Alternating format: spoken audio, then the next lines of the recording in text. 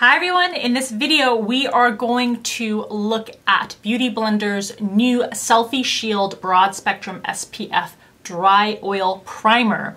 This is one of 3 new primers that they have come out with. This is available at Sephora. Make sure you check the description box for information on where you can find this to purchase if you are interested, as well as a link to Ebates so that if you do make any online purchases, you can get some cash back on your orders. Also make sure you follow Allura Beauty on Instagram. That's the handle Allura_beauty. And if you haven't checked out the latest video, I will link that in the upper right hand corner for you to see. All right, let's get looking at this dry oil SPF primer. So in this video, we're going to do a few things. I'm going to tell you what the claims are for this. We are going to apply it and do it on one side of the face to compare it to the other side to see how it wears. And then I'm going to do a review of the ingredients and tell you what I think about that. So your primer will come in a box like this. And let's look at the claims. It says that this is an ultralight oil that absorbs and blends with no greasiness or chalky casts. It offers multi-spectrum protection from UVA, UVB, and HEV light to help address future damage from both the sun and electronic devices.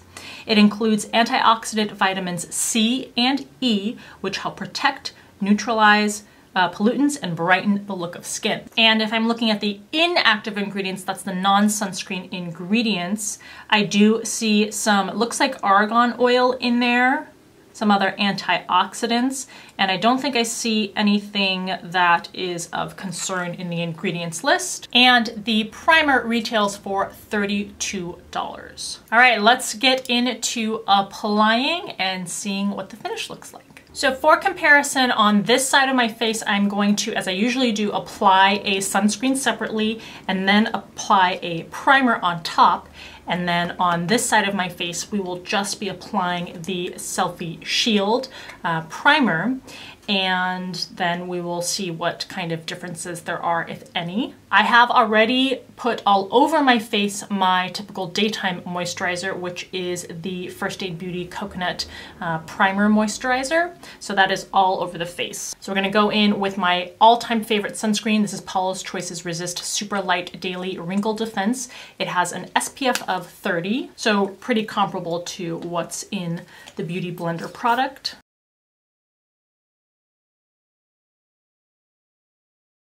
While I let the Paula's Choice sunscreen set and before I apply the primer on top, I'm going to go ahead and use the Beauty Blender Selfie Shield on this side of my face. So it's a plastic bottle, smaller than I thought it would be. Plastic bottle with this kind of top on it. And it says that you can apply this with a damp Beauty Blender or with your fingers. I'm going to go ahead and apply with the fingers. Feels like a really thin oil. Now I want to get enough of this to ensure that it's having the same effect as a sunscreen would. So I'm trying to not skimp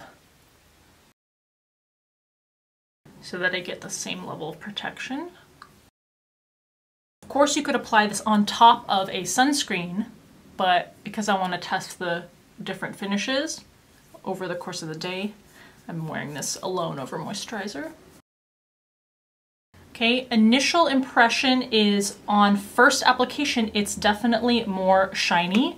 It is not shiny and greasy the way a more thick oil would feel. So if I just put straight argan oil on my face or something comparable, it's definitely not that heavy and it's not that shiny, but it's definitely more shiny on this side of my face than on this side of my face.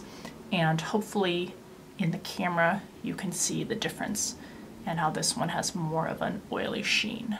All right, to see if that dies down with a little bit of settling in, I'm gonna let that sit there while I apply Urban Decay's Primer Potion. This is the Pore Perfecting Complexion Primer Potion. The letters are fading off there. So I'm applying this on top of the sunscreen that I applied.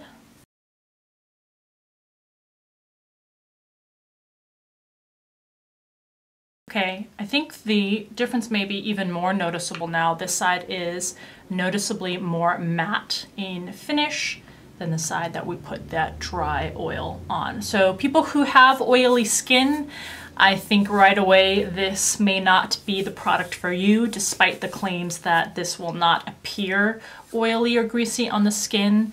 It definitely gives the skin a level of sheen that someone who already has trouble combating shininess might not want. Other than that, in terms of texture, it feels weightless. I don't feel like I have something sticky or heavy on my skin. I'm going to wait another 2 minutes to let everything fully sink in, and then I'm going to apply makeup for the rest of the day, and I'll check in with you after we apply the foundation. For the foundation, I'm going to use Becca's Radiant Skin Satin Finish Foundation. Part of the reason why I'm choosing this one is because it does not have any additional SPF in it.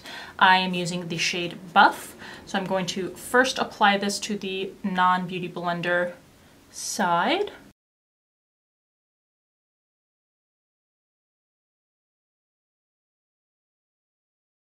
And then I'm going to wipe off my brush to try to not cross-contaminate, and then we'll do this side, which is the Beauty Blender primer side.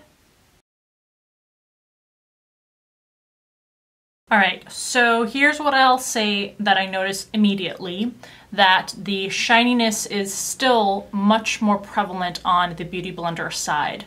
So it, again, looks like it's going to be something that is consistent throughout application and probably throughout the day, that you're going to have a more shiny surface when you use this dry oil product. Okay, let's do a close-up. This is the Urban Decay primer side and Paula's Choice sunscreen. And this is the Beauty Blender Selfie Shield Dry Oil Primer side. I'm gonna go ahead and do the rest of my makeup, and then I will return right before we do the application of powder all over the face to again look at what differences we can see after applying a translucent powder all over. All right, now that we have really let things settle down for at least about 20 minutes while I did the eyes, this is what the skin looks like. I think the difference actually has died down. That might be because I naturally do get shiny over time, so maybe this more matte, initially more matte side has gotten a little more shiny to match the other side. I don't know, or maybe I'm just getting used to how it looks. But here's my skin before setting powder, up close. And now we're gonna go in with Dermablend setting powder all over the face.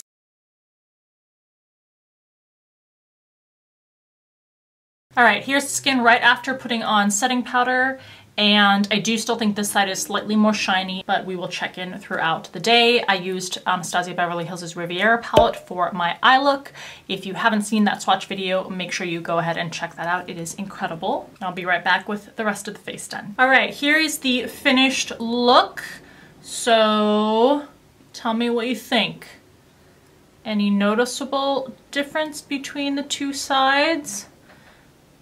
I think the same comment, just a little more matte on the non-Beauty Blender side, at least initially, and so I will come back and check in with you every few hours. If you're curious about the rest of my makeup, like what blush or highlight I'm wearing, lip color, all that kind of stuff, make sure you go check out March's What's New in Beauty video, because all the stuff that I've used on my face is featured and discussed in that video, and that information is available for you there. I'll link it up in the right hand corner for you. Okay, so I just got done filming my What's New in Beauty and Updated Reviews video for March, and so if you haven't seen that video, I'll link in the upper right hand corner. Go ahead and check it out. We had a ton of new things to talk about and a lot of updated reviews.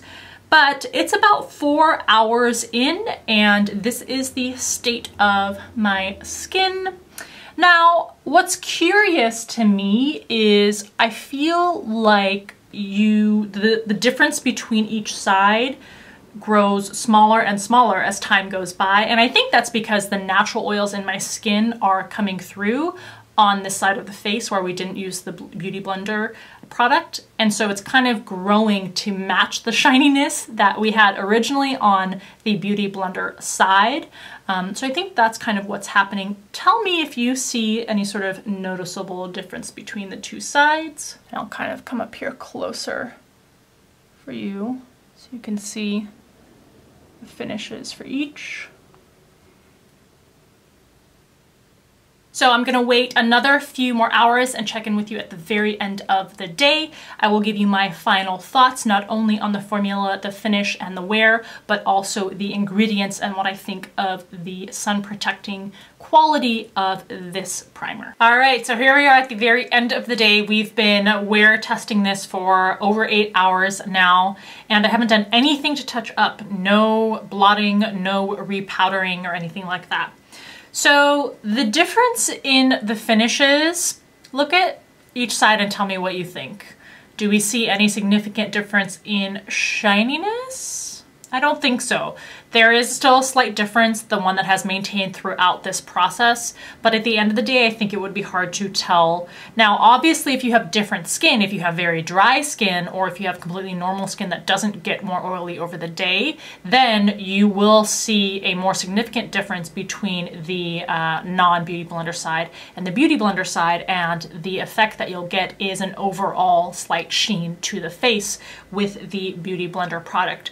So I think that in terms of the formulation, I like that this provides you basically like a facial oil that is thin and very lightweight, not too greasy or heavy, but you're not going to get away with having no sheen on the face as a result of this product. So if you are someone who already has oily skin, I think this probably is not the best choice for you.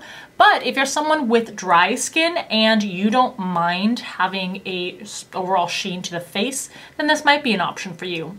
The second word of caution I would have is because this has an SPF of 38 and is marketed kind of as a sunscreen oil primer, I have a bit of a concern that people will use this as a substitute for their sunscreen.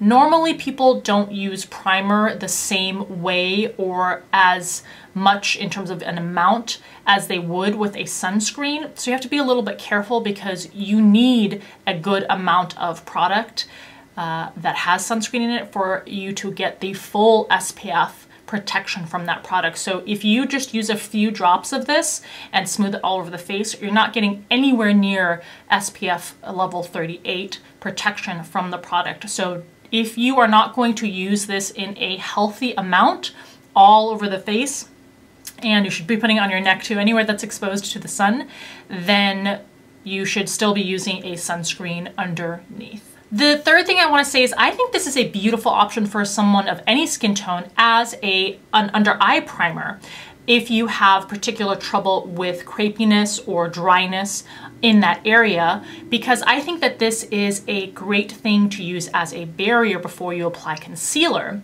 There's a technique where you apply under eye concealer, but you mix in a little bit of oil before, or you dip a beauty blender into oil and then pat on top of this concealer to avoid that kind of dryness or emphasizing of fine wrinkles. And as an alternative to that method, I think this is an option to apply all over the under eye area before you apply your concealer. And the last thing I want to say is that this formula does contain ingredients that are effective for protecting your skin against both UVA and UVB rays, although I think a majority of the ingredients help protect against UVB rays, and it looks like there's only one at the very end of the list, which is basically avobenzone. That is the one ingredient that is effective against UVA rays, which are the rays that actually age you. There's 3% of that. So I don't know if that is enough to really fully protect your skin from the aging rays. The other active sunscreen ingredients in here are all effective predominantly against UVB rays, which are just the burning rays. So you want to be able to have something that is completely full spectrum and strong in protecting you against both UVA and UVB rays. And I don't know enough to say whether or not the 3% of that last active ingredient is enough to really protect you against UVA rays. So at the end of the day, I think that if you're going to use this product, I would probably still apply your normal sunscreen underneath. Leave me a comment in the comment section below. What do you think of this product if you have tried it out? And are you still curious about it after watching this video, or any other thoughts that you have? I hope that this was helpful and fun for you to watch. If you liked it, please give it a thumbs up if you have a couple seconds. As always, I appreciate you taking the time to watch, and I'll see you in the next video.